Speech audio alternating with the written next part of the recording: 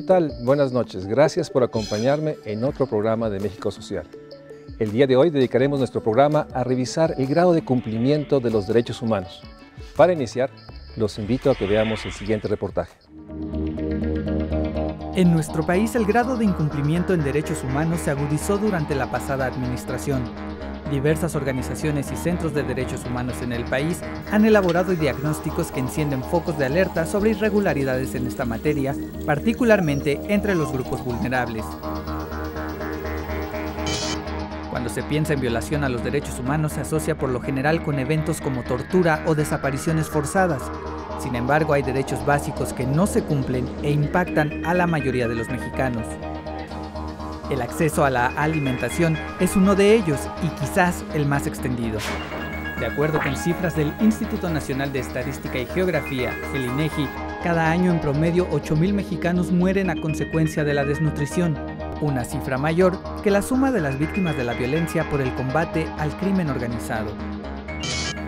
Adicionalmente, el Consejo Nacional de Evaluación de la Política de Desarrollo Social, el Coneval, asegura que casi 12 millones de personas viven en situación de pobreza extrema, es decir, aunque dedicaran todo su ingreso a la compra de alimentos, no podrían satisfacer sus necesidades nutricionales básicas. Los niños son los más vulnerables. Casi 9% de los niños en primer año de primaria tienen una talla más baja a la que corresponde por su edad. En estados como Chiapas y Oaxaca, los porcentajes se elevan a 29 y 23% respectivamente. El acceso a la salud es otro derecho que no se cumple para todos los mexicanos. De acuerdo con el más reciente informe sobre derechos económicos, sociales, culturales y ambientales, DESCA, del Centro de Derechos Humanos Fray Francisco de Vitoria, poco más de 28 millones de personas que trabajan, pero que no tienen acceso a los servicios de salud que proporciona el Estado.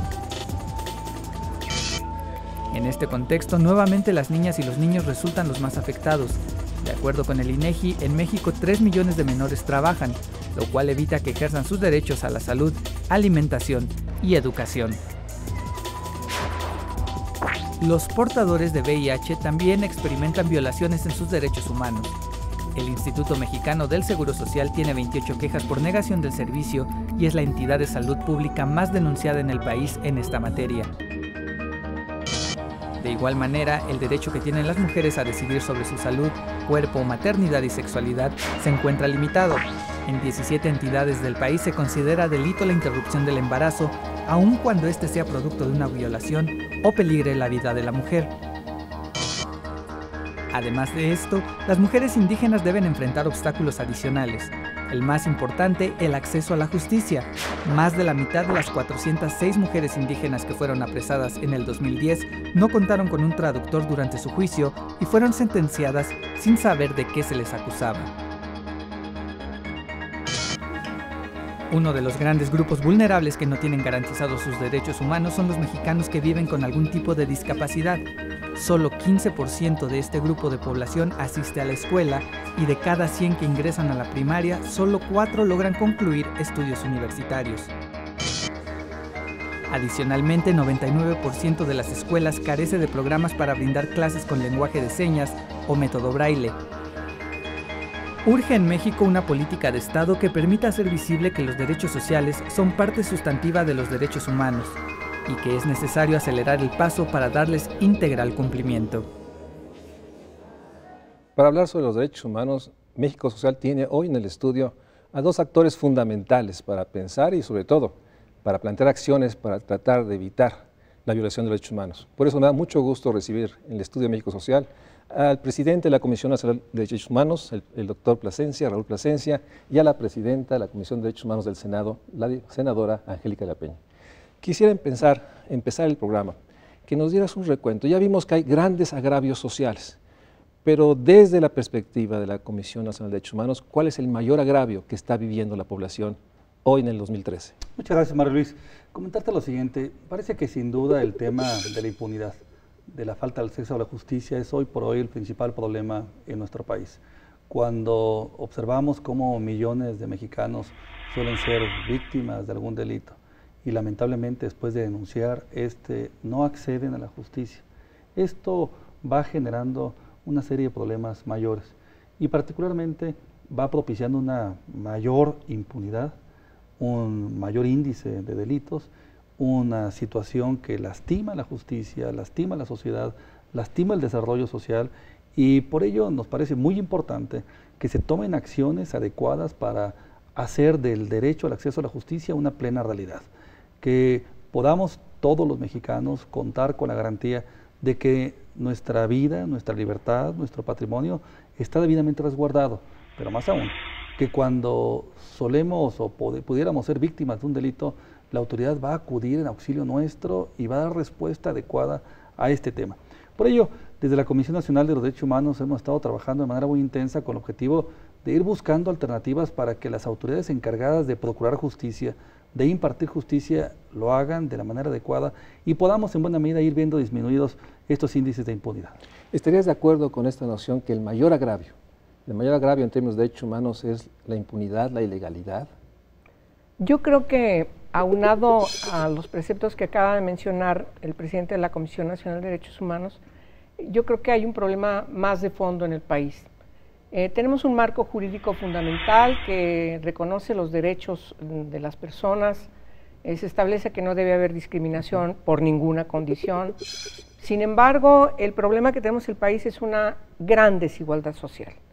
Es decir, el marco jurídico, este Estado de Derecho que hemos construido a partir de que somos una nación, no está funcionándole a las personas que por distinta condición, edad, situación económica, discapacidad, preferencia u orientación sexual, edad hacia arriba, no solamente hacia niñas y niños, indígenas, afrodescendientes, es decir, hay una gran cantidad de discriminaciones que, por cierto, el estudio de Coneval nos enuncia perfectamente bien e identifica que la desigualdad social en el país es uno de los problemas que impiden el ejercicio pleno de los derechos de todas las personas. Entonces me parece que sí es verdad, la impunidad es un problema muy grave, pero me parece que cuando tienes a personas de carne y hueso que no tienen que comer, que no tienen una pésima nutrición, que niñas y niños no tienen en sus 2 primeros años todos los nutrientes que les permitan un desarrollo para poder seguir todo el proceso de su vida, no van a poder estudiar adecuadamente, no van a poder formarse. Es decir, estamos frente a cuestiones tan elementales que pareciera que un país con tanta riqueza no los tiene. Entonces, yo creo que la desigualdad social es un problema muy grave porque hay una afectación, una violación a los derechos humanos, derechos económicos, sociales, culturales, medioambientales. Es decir, además de los derechos civiles, además de los derechos políticos, tenemos que dar el salto en el país para garantizar los otros derechos que forman parte de este gran espectro que conocemos como derechos humanos. Coincidiendo que hay agravios sociales, económicos, políticos, culturales, el país en junio de 2011 dio un paso jurídico. ¿Qué ha pasado de junio de 2011 a la fecha? Casi estamos a un año de esta gran reforma constitucional que de hecho es el nuevo paradigma de los derechos humanos. Pero ¿qué ha pasado después de esta reforma del artículo 1 constitucional? Mira, María Luisa, han pasado varias cosas, pero sustancialmente diría lo siguiente. En nuestro país el tema de la lucha por los derechos humanos sin duda que demanda de la actualización de la Constitución y de las leyes, pero necesita también de un compromiso más claro por parte de los servidores públicos para hacerlos efectivos. Esto es, desde el origen de México ha quedado muy en claro la aspiración, el ideal, el anhelo de todos los mexicanos de tratar de que los derechos humanos se hagan una plena realidad. En 2011 se dio una reforma muy importante que he calificado como la de mayor trascendencia desde 1917 en el ámbito de los derechos humanos. Y hemos venido observando algunos cambios legislativos que se han propiciado ya por el Congreso de la Unión. Se ha fortalecido el trabajo de la Comisión Nacional de los Derechos Humanos, surgió una ley de amparo que también hoy por hoy permite defender los derechos humanos, pero no han pasado muchas cosas. Y lo que no ha pasado es, por ejemplo, un cambio en temas como estos que mencionaba la senadora hace un minuto. El derecho al desarrollo que se pueda hacer efectivo en favor de la sociedad en general.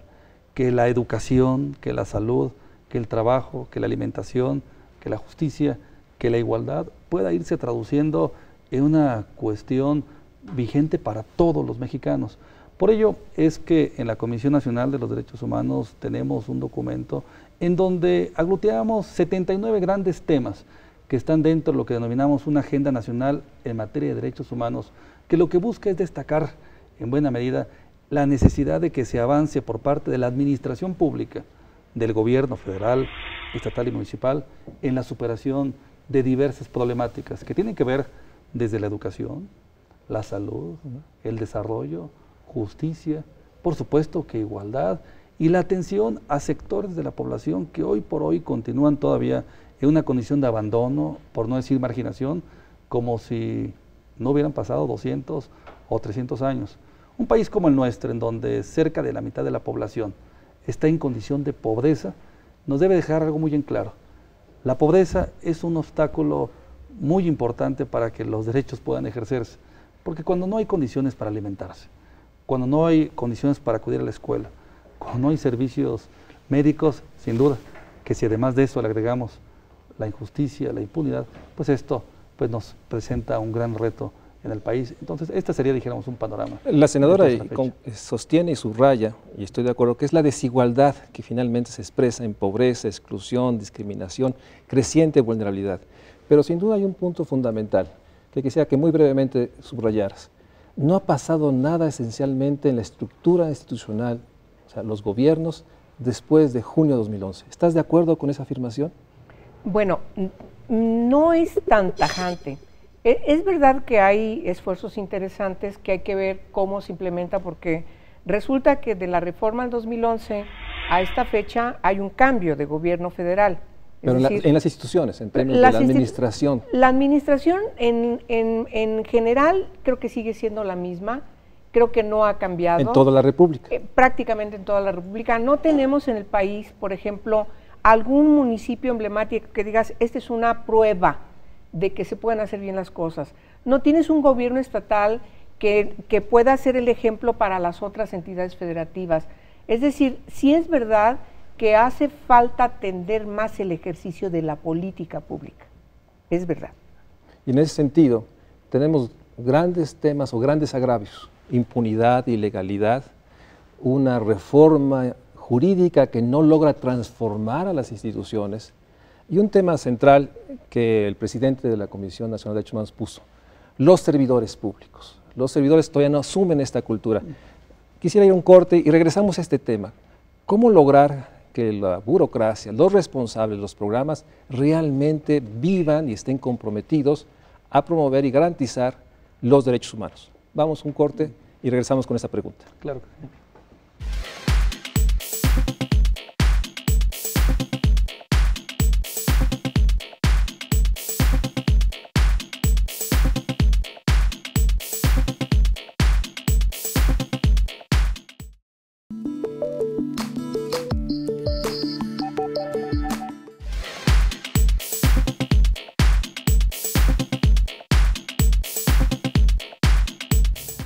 Bueno, estamos mucho mejor que la gran mayoría de los países africanos, pero estamos bastante lejos de los países que han logrado los mejores avances en la materia. Estamos muy lejos de los países nórdicos. No estamos en el mejor de los mundos posibles, pero tampoco en el peor. México ha logrado avances impresionantes, por ejemplo, al disminuir la mortalidad infantil. México ha logrado avances impresionantes al aumentar el promedio de vida de la población, pero aún subsisten carencias muy graves en amplios sectores de la población que ocasionan que todavía hoy haya segmentos muy importantes de la población mexicana que no tienen una alimentación adecuada, que no tienen acceso a un servicio de salud de calidad. Uno de los grandes pensadores en la materia de derechos humanos, Norberto Bobbio, en un libro que es un clásico ya, La Edad de los Derechos, dice que los países subdesarrollados no siempre pueden cumplir con todos los derechos sociales, porque las condiciones económicas hacen que no sean cumplibles, que no sean posibles de cumplir siempre, a pesar de la buena voluntad de los gobernantes. Pero los gobernantes, la iniciativa privada, los diversos sectores sociales tienen que hacer el mayor esfuerzo por cumplirlos en la medida de lo posible, porque ese es otro reto fundamental. Un ciudadano no es libre mientras no se respeten sus libertades y mientras no tenga también el mínimo de satisfactores para una vida material decorosa. Luis de la Barrera nos dice, Raúl, que el Estado, los Estados nacionales tienen que hacer el máximo esfuerzo posible. Yo lo entendería que no es justificación, que no hay recursos, el incumplimiento de los derechos humanos. ¿Tú estarías de acuerdo con esa afirmación después de que sabemos que a partir de junio de 2011 hay un mandato superior que todavía el Estado no hace todo lo posible para cumplir los derechos humanos? Yo te diría, María Luis, lo siguiente. En México hemos avanzado de manera muy importante creando instituciones de diversa índole, creando un marco jurídico robusto, sólido, inclusive modelo en el ámbito mundial respecto del tema de los derechos humanos. Pero nos ha faltado un aspecto fundamental, que es fomentar una mayor cultura en el tema de los derechos humanos. Cultura en general hacia la sociedad, no solamente para que busque la plena defensa de sus derechos, sino también para que cumpla con sus deberes, pero también un mayor nivel profesional de los servidores públicos. En la Comisión Nacional de los Derechos Humanos encontramos que la mayor parte de las quejas que llevamos nosotros investigando, los derechos humanos se vulneran porque los servidores públicos no suelen conocer a ciencia cierta la función que deben llevar a cabo, porque desconocen el tema de los derechos humanos, nadie les educó. La reforma de 2011 tiene un gran avance, creo que uno de los más importantes, porque ahí se plantea el deber del Estado de educar en materia de derechos humanos, ¿sí? Hasta 2011, 201 años después de la independencia de México, se establece el compromiso del Estado de educar en derechos humanos, y entonces sí, a mediano plazo podremos tener a jóvenes, adultos, servidores públicos formados, educados en el tema de los derechos humanos, más comprometidos, y entonces sí, observando la ley, respetando a las personas, cumpliendo con la función que les corresponde, y en esa medida, entonces sí, podremos ya dar este salto y hacer realidad el país que tanto esperamos nosotros, un país en donde todos nos manejemos siempre respetando la ley. Si hay un problema que los servidores públicos no asumen plenamente la agenda, el objetivo de promover los derechos humanos no es solo de la comisión que tú presides. Yo te preguntaría, ¿todas las comisiones del Senado están trabajando para imponer y lograr que haya un país donde sea vigente todos los derechos humanos? ¿O también tenemos ese problema? Comisiones que no asumen plenamente que es el mandato superior, el mandato ético y jurídico de nuestro país. Bueno, yo creo que puedo hablar solamente del Senado, que es la Cámara a la que yo pertenezco. Creo que los dos periodos ordinarios que tenemos funcionando, es verdad que hay una dinámica de coordinación, cuando menos esa es mi experiencia concreta, con las comisiones con las que yo tengo que trabajar, y que por cierto son comisiones en las que yo también participo como integrante. Pero ¿estás de acuerdo que debía estar en todas las comisiones? Yo creo que el tema de derechos humanos es un tema transversal. Así es. Sin lugar a dudas. Y esa dinámica general, no solamente en el Senado, sino en el Congreso y en los propios congresos locales, dista mucho de ser lo que debiera ser.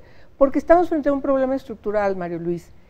Hasta hace poco, en México teníamos un debate que en los hechos cuestionaba los tratados internacionales sobre derechos humanos. Es decir, esta jerarquización de poner primero la Constitución y abajo tratados internacionales, por supuesto que nos llevó a un desmérito de los propios tratados que México ha aprobado. Ahora, con la reforma constitucional de junio de 2011, resolvimos ese problema. El problema estructural, cuando menos en la Constitución, es tratados de derechos humanos tienen el mismo nivel de la Constitución. Eso ya está resuelto, pero no ha impactado, no se ha visto en la cotidianidad como lo que debiéramos lograr de la vida de las personas.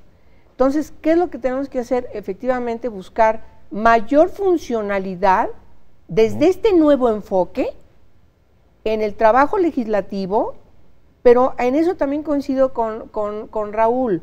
Es verdad que hay que llegar también a la parte de los funcionarios públicos que siguen estando como si no hubiera habido una reforma, y hay un mandato constitucional y siguen trabajando igual.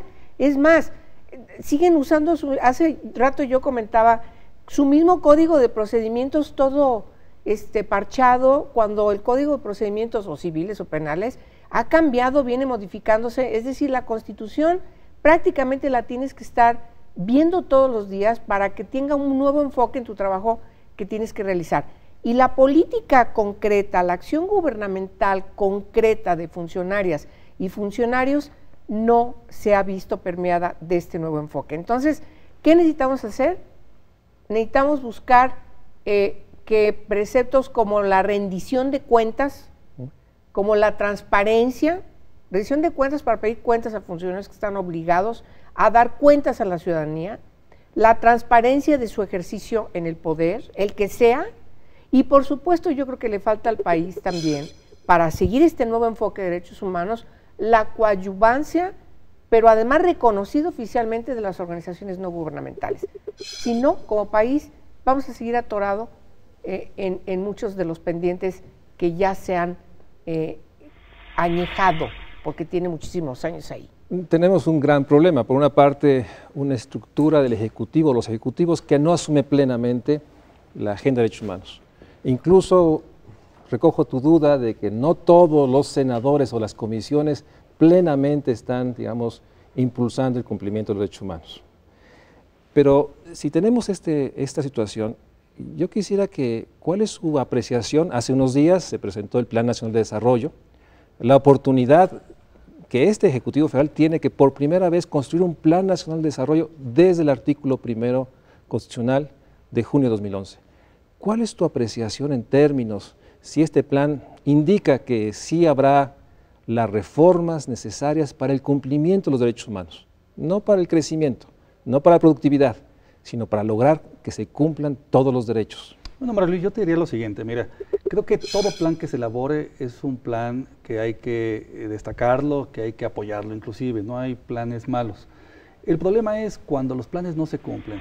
A mí me hubiera gustado más bien que se hubiera hecho un análisis, un balance de la última década o quizás las últimas 2 décadas, los planes que se han elaborado, todos muy buenos, pero que no se han cumplido, en donde todavía México sigue enfrentando a una pobreza que abarca más de la mitad de la población, una impunidad que ronda el 98%, condiciones de desigualdad entre la mujer y el hombre que están presentes en una sociedad, un servicio público en donde los más de los servidores públicos no están plenamente comprometidos con la función de servir a la sociedad, una lucha por la cultura de la legalidad, que no solamente es que existan buenas leyes como las hay, y hay muchas en México, sino que se conozcan por la sociedad, por los servidores públicos, y algo mucho más importante, que se hagan efectivas, que se cumplan. En nuestro país, lamentablemente, en las últimas décadas se ha venido generando lo que denominamos desde la Comisión una subcultura de la ilegalidad, en donde muchos mexicanos piensan, algunos servidores públicos también, que es factible vivir al margen de la ley, que no pasa nada si se quebranta la ley. Esto es, hace falta también fortalecer el Estado de Derecho, y Estado de Derecho implica leyes, instituciones creadas para aplicar las leyes, servidores públicos conocedores de las leyes y responsables de la labor que van a llevar a cabo, y una sociedad, como bien lo decía la senadora, que esté comprometida con este tema y que trabaje de la mano con las instituciones y con el gobierno. Por ello es que a mí en este plan me hubiera gustado que se hubiera hecho un análisis, un balance, una evaluación de por qué no se superó el problema de las prisiones en México durante los últimos 20 años. ¿Por qué el problema migratorio fue agudizándose en los últimos 20 años y no se ha resuelto? ¿Por qué el tema de la pobreza? ¿Por qué el tema de la alimentación, la salud, la educación? Y entonces sí, ¿hasta qué punto se podrá resolver en 6 años? Porque, María Luis, de lo que también tenemos que estar convencidos es que el país no va a transformarse en 1 año, o en 5, o en 6. Hay problemas que datan de siglos y se habrán de requerir muchos años para resolverlos. Pero lo que sí es muy importante es que haya metas claras que permita establecer cuánto se va a avanzar en el periodo para lo que este plan fue diseñado, que es 6 años, porque hasta ahí puede llegar. ¿Cuál es tu apreciación del Plan Nacional de Desarrollo? ¿Realmente logra dar una ruta para hacer vigente el artículo 1, sentar las bases, diría Raúl? Bueno, yo creo que el Plan Nacional de Desarrollo está inscrito en los 5 ejes que distinguen el gobierno del presidente Peña Nieto, y desarrolla en función, nos dice, de las consultas que realizaron. yo participé en alguno de los ejes, me parece que si hacemos un balance de la discusión en la que yo participé a cómo queda ahora inscrito, simplemente son apuntes. Yo quisiera, en todo caso, ver que efectivamente, aunque es un plan sexenal, porque es un mandato constitucional, yo creo que es necesario efectivamente hacer una evaluación diagnóstica sobre el cumplimiento de cada uno de estos preceptos que están puntualizados de manera muy general. Yo creo que finalmente el Plan Nacional de Desarrollo tiene que tomar consideración también de los propios compromisos que como Estado tenemos. No me refiero solamente al derecho internacional, sino como Estado garante de la gobernanza del propio país. Déjame hacer un corte, regresamos contigo, porque me interesa mucho que redondemos la idea. El Plan Nacional de Desarrollo logra dar una ruta para que podamos pensar que en estos 5 años se sientan las bases de un nuevo diseño de gobierno para cumplir los derechos humanos. Vamos a un corte y regresamos contigo, senadora.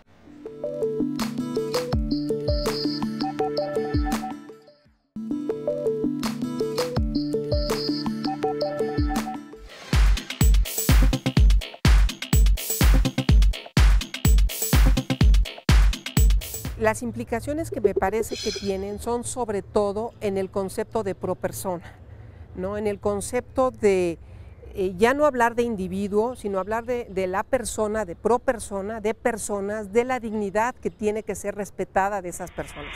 En ese sentido, a mí me da mucho gusto que se consideren estas cosas porque esto nos muestra que no es solamente una preocupación de carácter legal, obviamente lo es, como lo es porque es una cuestión constitucional, pero que está suponiendo otras cuestiones de carácter ético, de carácter filosófico, que tienen que ser consideradas y que porque son la razón y el sustento de por qué el artículo primero, por ejemplo, tiene tanta fuerza. ¿En qué se centra todo esto?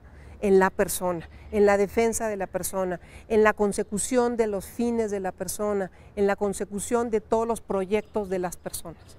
Reforma al artículo primero de la Constitución viene a reforzar lo que ya decía anteriormente el artículo 133 de la Constitución.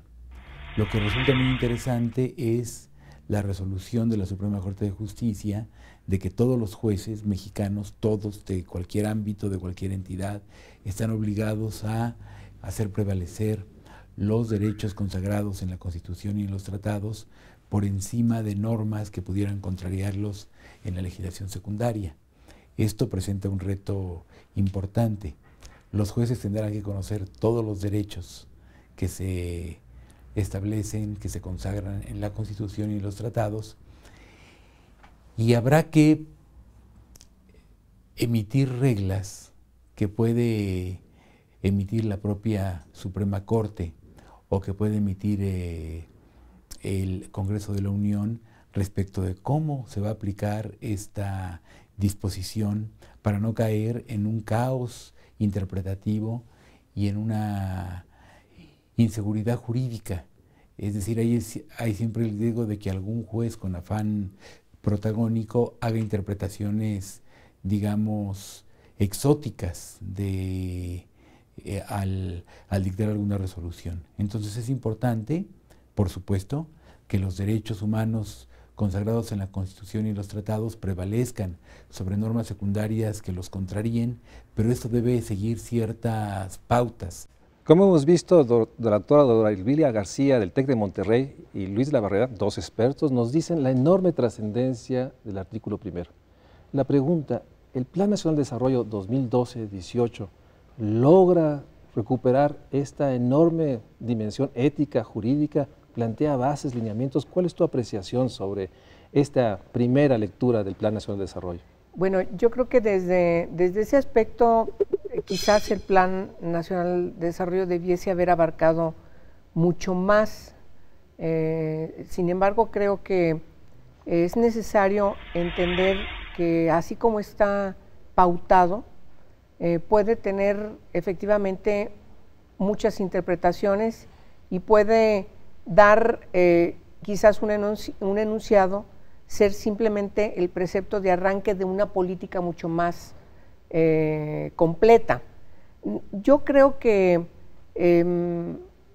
sí se queda un poco corto respecto de la magnitud de lo que tenemos que hacer. Sin embargo, ¿qué es lo que yo debería ver como una respuesta a una voluntad política en esta materia? Por ejemplo, yo he insistido mucho, a partir de puntos de acuerdo, que el Ejecutivo nos mande el protocolo facultativo del Pacto sobre Derechos Económicos, Sociales y Culturales, para que el Senado lo apruebe, o el tercer protocolo facultativo de la Convención sobre Derechos de la Niñez, para que el Senado lo apruebe, que nos mande el convenio 138 de la OIT para elevar un año más a los niños, a los adolescentes de admisión al trabajo de 14 a 15 años, es decir, o el convenio 183 o el 189 también de la OIT, para ir fortaleciendo los ámbitos de laborales de personas que tienen que ser protegidas y que ahora no están protegidas por la ley. Pero tenemos un marco jurídico, por ejemplo, que se puede mejorar, pero sin duda es robusto y tiene grandes implicaciones. Pero el tema es esta realidad de un Estado que no cumple la ley. Pues claro, ¿cómo ese es hacemos el que cumpla el Estado la ley? Esto es lo que está vigente y lo que tú propones. Claro, no, lo que está vigente. Yo puedo poner el ejemplo de la alerta de violencia de género que está inscrita en la Ley General de Acceso de las Mujeres a una Vida Libre de Violencia.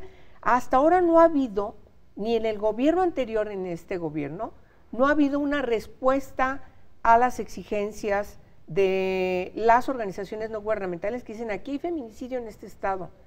Y en este territorio determinado, como dice la ley, tiene que declararse la alerta de violencia de género. No lo hacen porque hay un prejuicio, no se ven las bondades de lo que la ley establece. Por poner un ejemplo, podemos regresar otra vez a Coneval. Coneval, todo lo que ha diseñado no tiene desperdicio. Ahí está el programa de lo que tiene que hacer el gobierno. Pero no impacta. Hablemos de estos temas más duros. Tenemos feminicidios, homicidios, la población que está en situación, digamos, de cárcel, la población penitenciaria, esa población realmente que está en una situación muy crítica. ¿Cuál es tu apreciación de esta parte? La población que está en situaciones graves, algunos en custodia del Estado, pero que no hay realmente una posibilidad de garantizar sus derechos humanos, aún estando en custodia del Estado. Pues sí, María Luis, que sin duda que hay infinidad de problemas en el ámbito de los derechos humanos.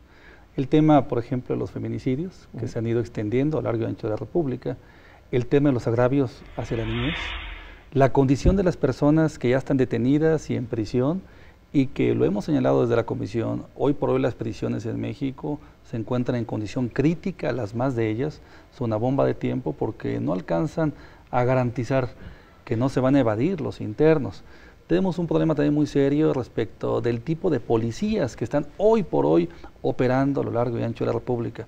Policías que no han sido formados, preparados, que no tienen el espíritu de servir, los más de ellos, a la sociedad. Hay muchos que sí, pero los más no están convencidos de que su servicio es hacia la sociedad. Tenemos problemáticas que tienen que ver con los adultos mayores, con las personas con discapacidad. Con los indígenas. Con los indígenas, que hoy por hoy enfrentan condiciones de abandono similar a las que había hace 100 años o 200 años. Todo esto cuando el gobierno no cumple con una función que tiene a su cargo, en donde hay presupuesto destinado, y en donde existen planes que se han venido generando durante las últimas décadas para solucionar estas problemáticas, es ahí en donde la Comisión Nacional de los Derechos Humanos interviene. Cuando habiendo presupuestos, servidores públicos, instituciones, marco jurídico, algo no se cumple. El abandono de los indígenas, la condición de los migrantes y otros tantos temas más. La población que ha sido actualmente uno de los temas más duros, la gran cantidad de familias que tienen familiares desaparecidos. ¿Sí? O sea, y ahí seguramente hay trata de personas, hay muchos temas. ¿Qué podemos hacer ahí? ¿Qué puede hacer el Senado en términos de poder enfrentar esta enorme dimensión humana, yo le llamaría del horror humano, de la violación y el agravio, que ya no puede nombrarse más que en un sentido de una enorme indignación? Bueno, es importante mencionar que hay, aun cuando el presidente de la Comisión Nacional de Derechos Humanos enfatiza que hay un marco jurídico importante, leyes importantes, sin embargo tenemos que seguir reformando otras leyes. Tenemos que perfeccionar la ley contra trata de personas, tenemos que efectivamente promulgar lo más pronto posible una ley que atienda el tema de reclusorios, tenemos que lograr que la ley general para víctimas funcione en todos sus mecanismos para que pueda dar respuestas a todas estas miles y miles de personas que están buscando a sus seres queridos y no los encuentran, no saben si es desaparición forzada, si es una desaparición voluntaria, es decir, y el fenómeno de la trata, por cierto, es un fenómeno que está creciendo mucho. Entonces hay que ponernos en alerta respecto de que sí es importante revisar la ley, como lo estamos haciendo en el Senado de la República y lo estamos haciendo desde la comisión que yo presido y lo estamos trabajando entre los grupos parlamentarios porque hay una gran cantidad de leyes que siguen estando pendientes a partir del mandato de la reforma sobre derechos humanos. Sin embargo, yo creo que esa es una parte que no puede estar fuera del contexto de del otro brazo importante que es la política pública. Pero yo te preguntaría, Raúl, tal como está la Comisión Nacional de Derechos Humanos, ¿tiene los instrumentos para enfrentar toda esta agenda, para promover una cultura, para realmente generar reformas, no solo en el gobierno federal, sino con sus contrapartes locales, reformas en toda la República? Mira, Manuel, yo creo que el avance y la evolución de la Comisión Nacional de Derechos Humanos la coloca en una situación que nos permite cumplir con la función que estamos llevando a cabo. Pero el tema de los derechos humanos hoy por hoy ya no es un compromiso solo de los que estamos en las comisiones públicas de derechos humanos o bien en el Senado de la República, en la Comisión de Derechos Humanos. Tiene que ser un compromiso de todos. Y regreso al tema de la educación y de la formación profesional de los servidores públicos. La Comisión Nacional de Derechos Humanos investiga actos o omisiones de servidores públicos que violan derechos humanos. Y esas violaciones se dan por desconocimiento o a veces deliberadamente por dolo. Lo que no es válido es que éstas queden en la impunidad. Las facultades que se nos otorgaron a partir de junio de 2011 son muy importantes. Permiten abrir nuevos esquemas de rendición de cuentas, llamando a comparecer al Senado de la República aquel servidor público renuente a cumplir o a aceptar recomendaciones, facultad que ejercí solicitándole al Senado que llamara a comparecer al exsecretario de Seguridad Pública Federal y eventualmente la ejerceré nuevamente. Creo que esto es un cambio de cultura que tardará un poco de tiempo, pero en la medida que avancemos cada uno de nosotros en la parte que nos toca, las comisiones públicas de derechos humanos en lo que nos toca, pero también nuestros interlocutores o bien los servidores públicos cumpliendo con la parte que les toca, cumplir la ley, llevar a cabo el mandato que tienen a su cargo y evitar que los servidores públicos hoy por hoy sigan siendo en muchos casos un sinónimo de violación de derechos humanos. Pero no tendrías ningún planteamiento para fortalecer la Comisión Nacional. Me parece que hay algunas reformas que podrían darse todavía. Sin embargo, hoy por hoy debo reconocer que hay un buen marco jurídico establecido que le da a la Comisión Nacional una condición de una institución de tercera generación que está buscando llevar a cabo su función de la mejor manera y sobre todo apostándole a un tema, María Luis, que nos parece fundamental, prevenir las violaciones a los derechos humanos a través de una mayor educación y capacitación a los servidores públicos para que conozcan cuál es su función y puedan cumplir de la mejor de las maneras. Tengo la impresión de que de alguna manera están ustedes enunciando que se requiere un pacto político para garantizar el esfuerzo al límite por los derechos humanos. Un pacto mayor. Tenemos leyes que no se cumplen, tenemos una institución que tiene ciertos recursos y capacidades, pero nos falta asociar a toda la República. Quisiera que, regresando del corte, pudiéramos realmente reflexionar sobre ese tema. ¿Cómo logramos que la República, toda la estructura del gobierno, del Estado, se movilice? Porque el esfuerzo no solo es de la Comisión o de una Comisión de los Derechos Humanos en el Senado, es de todos. Vamos a un corte y regresamos con esta pregunta.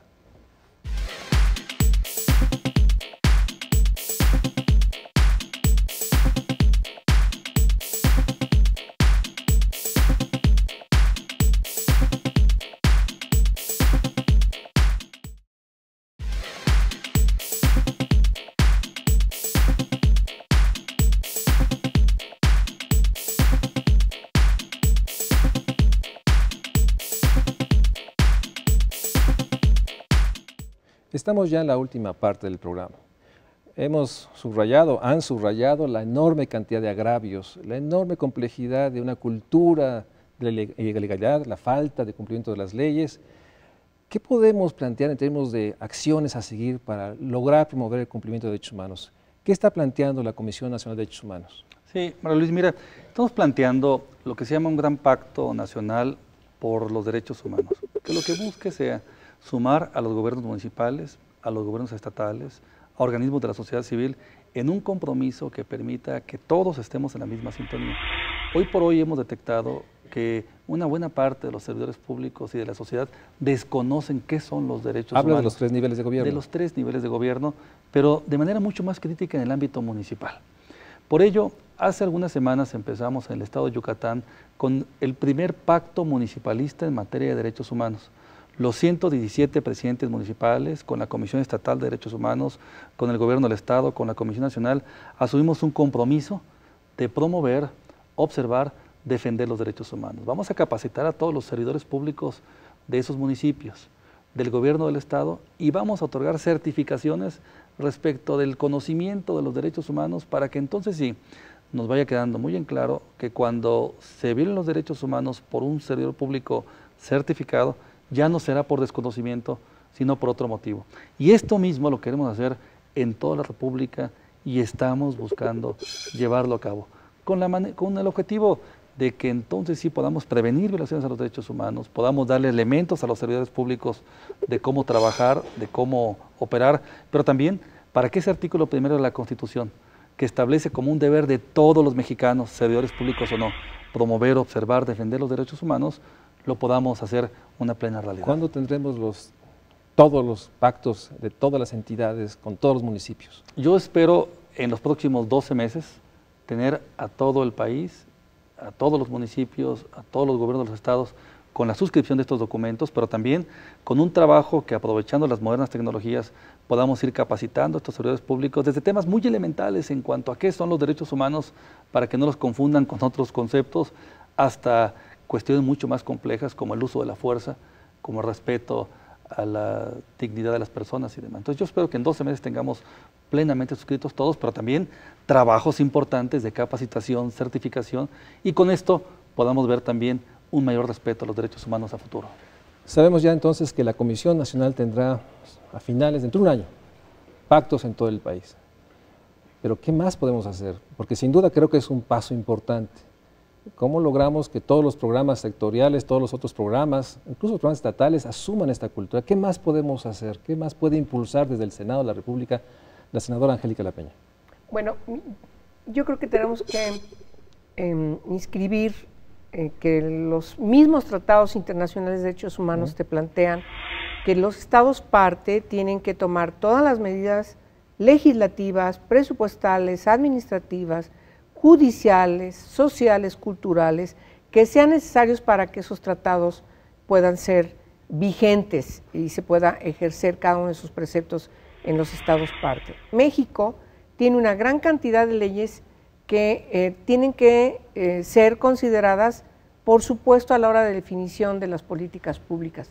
Yo insisto mucho en el trabajo de la administración pública porque no solamente es hacer una buena ley, impulsar una buena reforma. Si la ley resulta ser una ley perfecta, pero no tiene esta aplicabilidad porque no hay una voluntad política por parte de quienes tienen que implementarla, entonces se queda en una ley muerta. Y yo creo que lo que necesitamos, además de superar en el país esta inercia de que pareciera que todo lo ilegal ya forma parte de nuestra cultura, lo que tenemos que insistir es que las leyes efectivamente cumplan con su responsabilidad. Yo quisiera que en el Senado de la República y en el Congreso y en los congresos locales nos acompañaran en una campaña que nos lleve a crear una cultura distinta en la gente, es decir, el respeto de la ley, que tiene que pasar fundamentalmente por el conocimiento de la ley. Si las personas no conocen su ley, no saben que tienen una ley, que le protegen estos derechos, que hay responsabilidades de los servidores públicos para acatar ese precepto de la ley, que además los funcionarios públicos tienen responsabilidades con la ciudadanía para, insisto, rendir cuentas de su actividad, que hay organismos autónomos como las comisiones de derechos humanos que son coadyuvantes, que existen sindicatos, iniciativa privada, es decir, el país no va a avanzar. A mí me gusta una cuestión que dijo ahorita el presidente de la Comisión Nacional de Derechos Humanos, atender el ámbito municipal. Por cierto, voy a hacer una campaña. La ley para la protección de los derechos de niñas, niños y adolescentes, que desde el Senado de la República propusimos, justamente plantea todo el trabajo hacia abajo, hacia las redes sociales, que inevitablemente son los municipios, todas las organizaciones, la comunidad, las familias.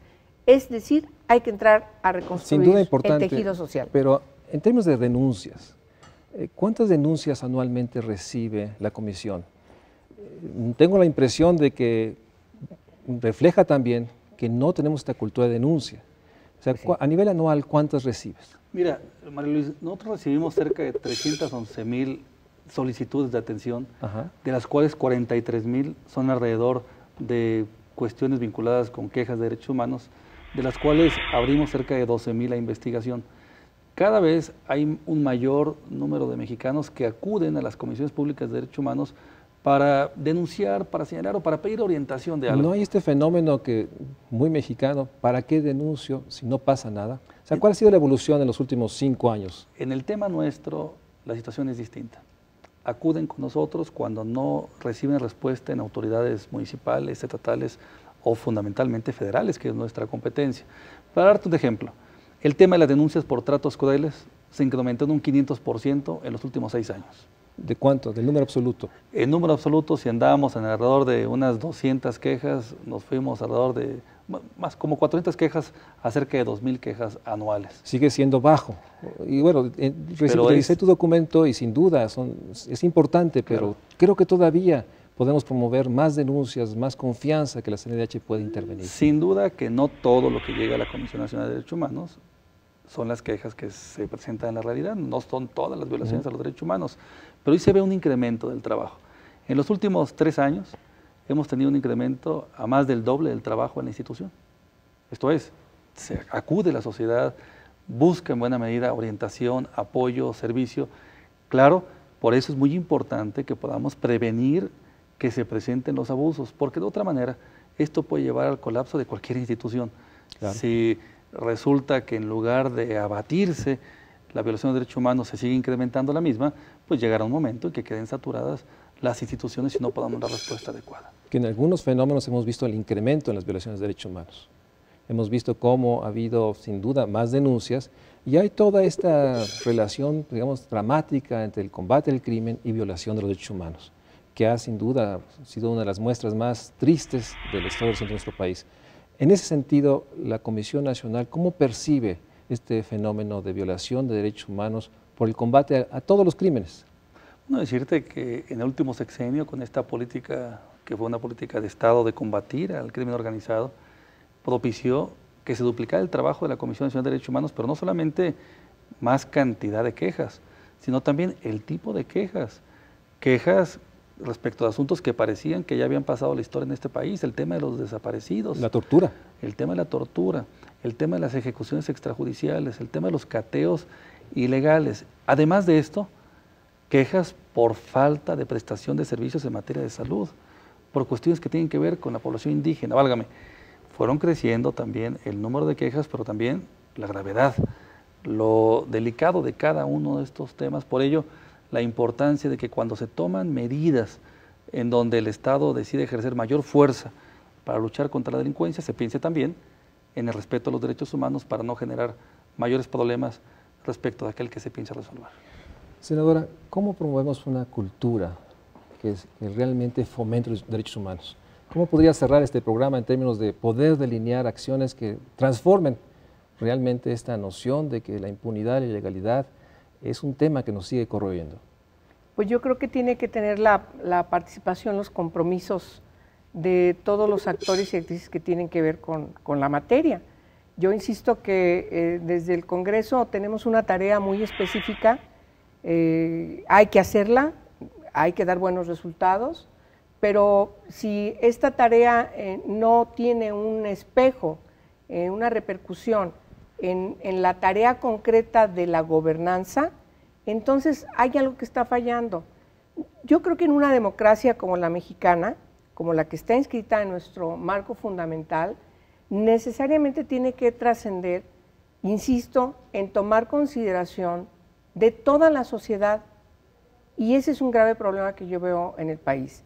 La gente entiende todavía que derechos humanos solamente refiere a las violaciones de quienes están privados de su libertad frente al ejercicio inadecuado o incorrecto o de tortura de un agente del Estado.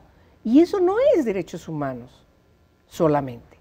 Entonces, la gente todavía piensa que cuando referimos a ese término, se refiere a eso. Y yo creo que lo que nos ha mandado ahora la Constitución, efectivamente, como hace rato se mencionaba, es el principio pro persona, el principio de convencionalidad, el principio de progresividad. Y entonces, ¿eso qué quiere decir a la hora de lo concreto? Entonces hay muchas cosas por hacer para que, insisto, reconstruyamos el tejido social de nuestro país, pero que la democracia funcione, sin lugar a dudas. Bueno, como ven, el gran tema del México social es garantizar los derechos humanos.